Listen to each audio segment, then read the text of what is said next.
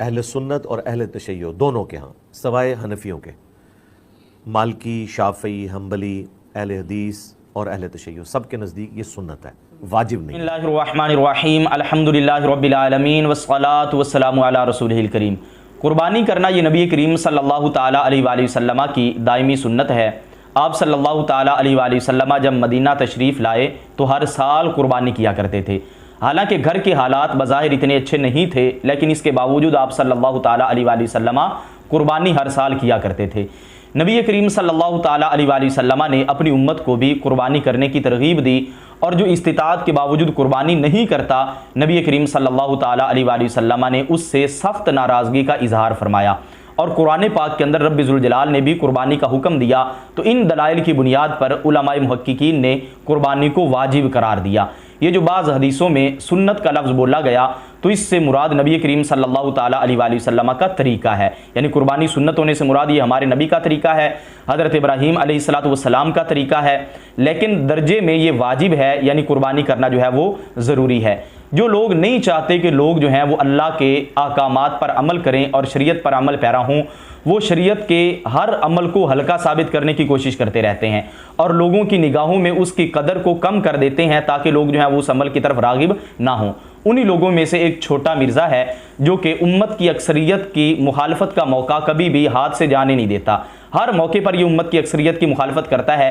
اگرچہ ان کی آڑ میں اس کو صحیح حدیثوں کی مخالفت کرنی پڑ جائے، اگرچہ ان کی آڑ میں اس کو قرآن کی آیت کی مخالفت کرنی پڑ جائے، تو پھر بھی یہ حدیثوں کی اور آیات کی مخالفت کر لے گا، لیکن امت کی اکثریت کی مخالفت جو ہے یہ ضرور بھی ضرور کرے گا۔ اب یہ جو وجوب کا مذہب ہے، یہ مرزا تو یہ کہتا ہے کہ قربانی صرف حنفیوں کے نزدیک واجب ہے، تو یہ بھی اس کا جھوٹ ہے، بلکہ اور بھی ائمہ کرام ہے جن کے نزدیک قربانی کرنا جو ہے وہ واجب ہے۔ پھر اس نے جو حضرت ابوبکر و عمر کے بارے میں کہا کہ وہ قربانی نہیں کیا کرتے تھے، تو اس کے حوالے سے بھی آگے چل کر ہم انشاءاللہ عز و جل اس کا بھی صحیح مطلب بیان کریں گے، اس کا کیا مطلب بنتا ہے۔ یہ جو قربانی کے وجوب کا مذہب ہے یہ انتہائی احتیاط پر مبنی ہے اور دلائل کی روشنی میں یہ مضبوط ترین مذہب ہے۔ اس کے حوالے سے رب ذوالجلال قرآن پاک کے اندر ارشاد فرماتا ہے، سورہ کوثر ہے، اس کی پہلی آیت میں فرماتا ہے انا اعطیناک الکوثر، بے شک ہم نے آپ کو بہت سی خوبیاں عطا فرمائیں، فصلی لربک وانحر، تو اپنے رب کے لیے نماز پڑھو اور قربانی کرو۔ تو رب ذوالجلال نے نماز پڑھنے کا حکم بھی دیا اور قربانی کرنے کا بھی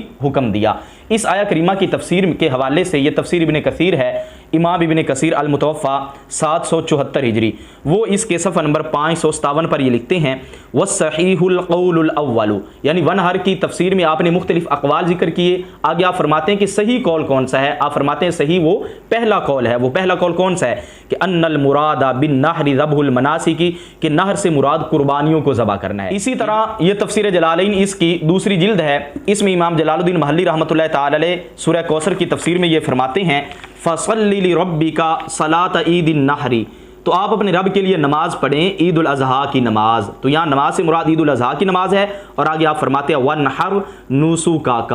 یہاں پہ آپ نے مفعول معذوف کو بیان کیا کہ آپ اپنی قربانیوں کو ذبح کریں۔ تو ونہر سے کیا مراد ہے؟ قربانیوں کے جانور کو جو ہے وہ ذبح کرنا، یہ مراد ہے۔ امام جلال الدین محلی رحمۃ اللہ تعالی علیہ آپ نے بھی اس کو بیان فرمایا۔ یہ تفسیر مظہری، اس کی یہ 7ویں جلد ہے، اس میں قاضی ثناء اللہ مظہری رحمۃ اللہ تعالی علیہ آپ یہ فرماتے ہیں حضرت اکرمہ نے فرمایا اور حضرت عطا نے فرمایا اور حضرت قتادہ، ان تینوں نے فرمایا فَصَلِّ لِرَبِّكَ صَلَاةَ الْعِيدِ يَوْمَ النَّحْرِ، کہ آپ اپنے رب کے لیے عید کی نماز پڑھیں قربانی کے دن، یعنی قربانی کے دن یہاں نماز پڑھنے سے مراد جو فَصَلِّ لِرَبِّكَ یہاں نماز پڑھنے سے مراد قربانی کے دن عید کی نماز پڑھنا ہے۔ وَانْحَرْ نُسُكَكَ، اور آپ اپنی قربانیوں کو ذبح کریں۔ تو ان تینوں نے فرمایا، حضرت اکرمہ نے، حضرت عطا اور حضرت قتادہ نے، کہ یہاں پہ نحر سے مراد ہے قربانی کے جانور کو ذبح کرنا۔ آگے آپ فرماتے ہیں فَعَلَى هَذَا يَثْبُتُ بِهِ وُجُوبُ صَلَاةِ الْعِيدِ وَالْأُضْحِيَّةِ، پس اس پر، یعنی یہ جو تفسیر حضرت اکرمہ نے فرمائی، حضرت عطا نے اور حضرت قتادہ نے فرمائی، اس پر اس آیہ کریمہ کے ذریعے نماز عید اور قربانی کا وجوب ثابت ہوتا ہے۔ چونکہ اللہ نے نماز عید پڑھنے کا بھی حکم دیا اور قربانی کرنے کا بھی حکم دیا، تو نماز عید کا وجوب بھی اس سے ثابت ہوتا ہے اور قربانی کا وجوب بھی اس سے ثابت ہوتا ہے۔ یہ تفسیر المدارک، جو مدارک التنزیل و حقائق التاویل کے نام سے مشہور ہے، جو کہ امام عبداللہ بن احمد نصفی رحمہ اللہ المتوفا 710 ہجری آپ کی لکھی ہوئی ہے، اس کی इसकी तीसरी जिल्द में आप ये फरमाते हैं वनहर लिवजहिही व बिइस्मिही, और आप कुर्बानी करें अल्लाह की रज़ा के लिए और अल्लाह के नाम के साथ। इज़ा नहरता, जब आप कुर्बानी करें, मुखालिफन लिअबदतिल अवसानी फिन नहर लहा, बुत परस्तों की मुखालफत करते हुए उन बुतों के लिए कुर्बानी करने में, यानी बुत परस्त बुतों के नाम पर कुर्बानी करते हैं, उनका नाम लेकर जानवरों को ज़बह करते हैं, तो आप उनकी मुखालफत करते हुए अल्लाह के नाम पर जानवर को ज़बह करें और आप कुर्बानी करें। तो इन्होंने वनहर की एक ही तफसीर बयान की कि आप अपने रब की रज़ा के लिए कुर्बानी करें और अल्लाह के नाम के साथ कुर्बानी करें। तो इससे पता चला कि सही कौल के मुताबिक वनहर से मुराद जो है वो कुर्बानी करना है, और अल्लाह ताला ने सूरह कौसर के अंदर लोगों को कुर्बानी करने का हुक्म अता फरमाया। अहकामुल कुरान लिल जस्सास के अंदर मौजूद है वहाज़त तावीलु यतज़म्मनु मानयैनी, और ये तावील दो मानी को मुतज़म्मिन है। अहदुहुमा ईजाबु सलातिल अदहा, उनमें से एक ईद उल अज़हा की नमाज का वाजिब होना है, वस्सानी वुजूबुल उदहिय्यती, और दूसरा कुर्बानी का वाजिब होना है। इसी तरह इस आया करीमा की तफसीर में रूहुल मानी के अंदर ये लिखा हुआ है वल अक्सरुना अला अन्नल मुरादा बिन नहरी नहरुल अदाहिजी, और अक्सर इस तरफ गए हैं कि यहाँ नहर से मुराद कुर्बानियों को ज़बह करना है। तो लिहाजा सही कौल और अक्सरियत का कौल ये है कि वनहर के अंदर अल्लाह ताला ने कुर्बानी करने का हुक्म अता फरमाया, और वो जो हुक्म है यानी अमर, ये वजूब के लिए आता है, जिस तरह के उसूल शाशी के अंदर ये मौजूद है वस्सहीहु मिनल मज़हबी अन्ना मुजबहुल वजूबु इल्ला इज़ा क़ामत दलीलु अला खिलाफिही। सही मज़हब ये है कि अमर का मुजब वजूब है मगर जब इसके खिलाफ कोई दलील कायम हो जाए, यानी जब अल्लाह किसी काम का हुक्म दे दे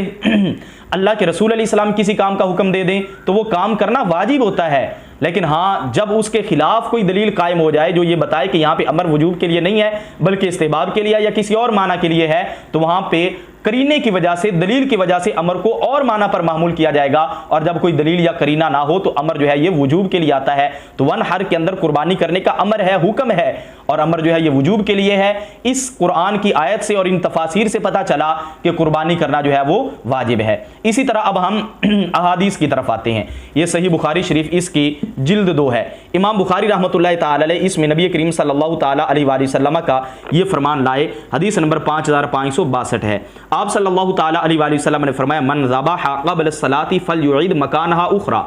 जिसने ईद से पहले जानवर को ज़बह कर लिया था, यानी नमाज ईद से पहले जिसने जानवर को ज़बह कर लिया था, फलयुईद मकानहा उखरा, उसको चाहिए कि वो उसकी जगह पर दूसरे जानवर को ज़बह करे। वमन लम यज़बह फलयज़बह, फरमाया जिसने ज़बह नहीं किया था उसको चाहिए कि वो अब ज़बह करे। इससे पता चला कि कुर्बानी वाजिब है, बुखारी की सदी से पता चला, क्योंकि नबी करीम सल्लल्लाहु ताला अलैहि वसल्लम ने फरमाया कि जिसने नमाज ईद से पहले जानवर ज़बह कर लिया था, अब ये नहीं है कि उसको माफ़ी है या ये सुन्नत था तो लिहाजा इसको करना ना करना बिल्कुल बराबर है, बल्कि आप सल्लल्लाहु ताला अलैहि वसल्लम ने फरमाया उसे चाहिए वो इसकी जगह पे दूसरा जानवर ज़बह करे।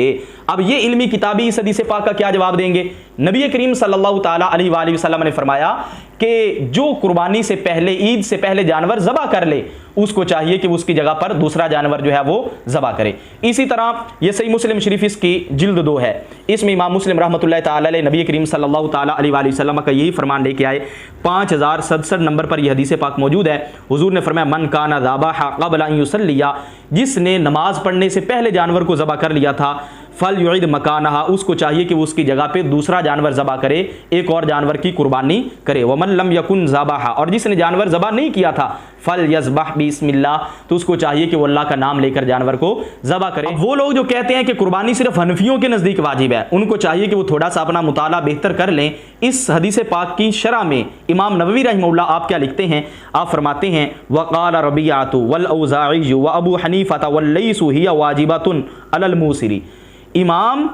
रबिया, इमाम औज़ाई और इमाम अबू हनीफा और इमाम लईस ये चारों फरमाते हैं हिया वाजिबतुन अलल मूसिरी, कि कुर्बानी जो है ये साहिबे हैसियत बंदे पर करना जो है वो वाजिब है, यानी जो इंसान खुशहाल हो उस पर कुर्बानी करना वाजिब है। किस किस का कौल है? इमाम रबिया का, इमाम औज़ाई का, इमाम अबू हनीफा का और इमाम लईस का। और आगे फरमाते हैं वाबिही क़ाल बादुल मालिकिय्यती, यही कौल बाज़ मालिकियों का है कि वो भी कुर्बानी को वाजिब करार देते हैं। और आगे आप फरमाते हैं वक़ाल नख़ई वाजिबतुन अलल मूसिरी। इसी तरह इमाम इब्राहीम नख़ई रहमतुल्लाहि ताला अलैह आप ये फरमाते हैं कि कुर्बानी करना जो है ये खुशहाल इंसान पर वाजिब है। तो इमाम इब्राहीम नख़ई रहमतुल्लाह ताला अलैह भी इसके वजूब की तरफ गए हैं, बाज़ मालिकिया भी इसके वजूब की तरफ गए हैं, इमाम लईस, इमाम अबू हनीफा, इमाम औज़ाई और इमाम रबिया ये कुर्बानी के वजूब की तरफ गए हैं। और आगे आप फरमाते हैं कि मोहम्मद बिन हसन फरमाते हैं कि कुर्बानी जो है ये शहरों के अंदर जो मुकीम है उस पर वाजिब है। तो इमाम मोहम्मद बिन हसन भी इस तरफ गए कि जो शहरों के अंदर मुकीम है उस पर कुर्बानी करना वाजिब है। तो ये सिर्फ हनफियों का कौल नहीं है।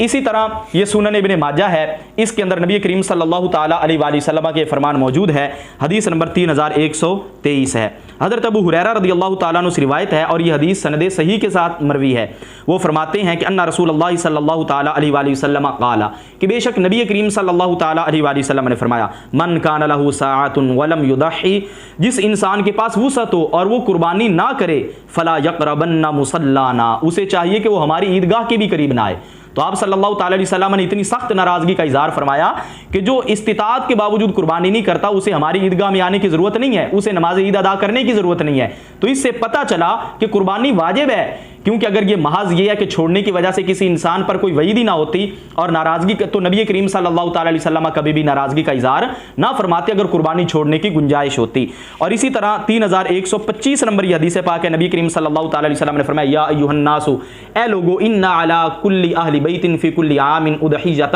بے شک ہر گھر والوں پر ہر سال میں قربانی کرنا لازم ہے۔ تو آپ صلی اللہ تعالیٰ علیہ وسلم نے قربانی کو لازم قرار دیا۔ اور اسی طرح یہ سنن ابی داؤد ہے، اس کی دوسری جلد ہے، اس میں نبی کریم صلی اللہ تعالیٰ علیہ وآلہ وسلم کا یہ فرمان موجود ہے، حدیث نمبر 2788 ہے۔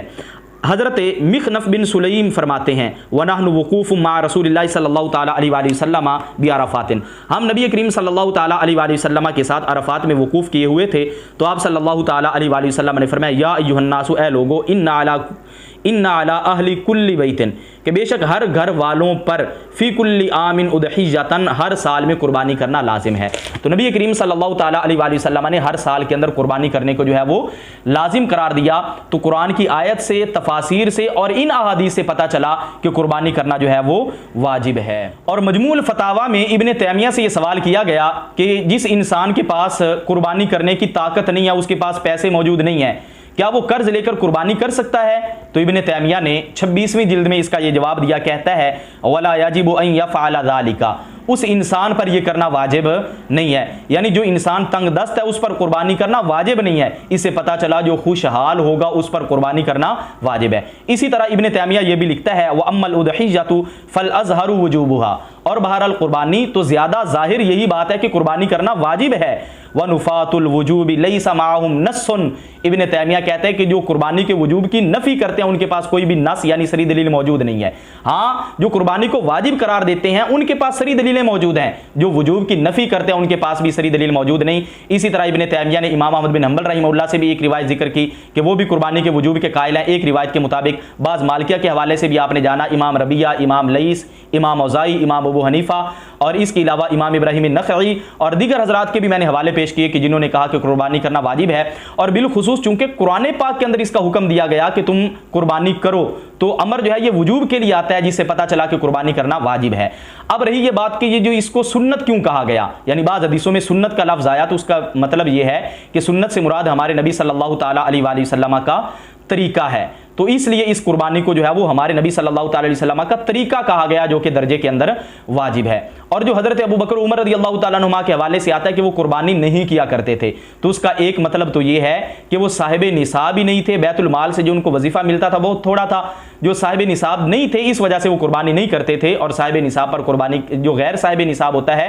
اس پر قربانی کرنا واجب نہیں ہوتا۔ اور کنز المال کے اندر بھی اس کا جواب موجود ہے کہ حضرت ابو بکر عمر رضی اللہ تعالیٰ عنہ کی قربانی نہ کرنے سے مراد یہ ہے کہ وہ اپنے گھر والوں کی طرف سے قربانی نہیں کیا کرتے تھے، اور ظاہر ہے کہ اگر گھر والے جو ہیں وہ صاحب نصاب نہیں ہے تو ان کی طرف سے قربانی کرنا جو ہے وہ لازم نہیں ہوتا، تو ان کے قربانی نہ کرنے سے مراد گھر والوں کی طرف سے قربانی کا نہ کرنا ہے۔ تو بہرحال یہ جو دلائل میں نے آپ کے سامنے عرض کیے کہ رب تعالیٰ نے قربانی کرنے کا حکم دیا، نبی کریم صلی اللہ تعالیٰ علیہ وآلہ وسلم مدینہ شریف میں آئے تو ہر سال آپ نے قربانی کی، جس نے قربانی کو چھوڑا تو آپ صلی اللہ تعالیٰ علیہ وسلم نے اس سے ناراضگی کا اظہار فرمایا اور فرمایا کہ جو استطاعت کے باوجود قربانی نہیں کرتا اس کو چاہیے وہ ہماری عیدگاہ کے قریب بھی نہ آئے، صحیح حدیث پاک ہے۔ اور اسی طرح نبی کریم صلی اللہ تعالیٰ علیہ وسلم نے فرمایا ہر گھر والوں پر قربانی کرنا جو ہے وہ لازم ہے۔ اور آپ صلی اللہ تعالیٰ علیہ وآلہ وسلم نے یہ فرمایا کہ جو نماز عید پڑھنے سے پہلے جانور کو ذبح کر لے تو اس کو چاہیے وہ بعد میں جانور کو دوبارہ ذبح کرے، جو کہ اس بات پر یہ سارے دلائل دلالت کرتے ہیں کہ قربانی کرنا جو ہے یہ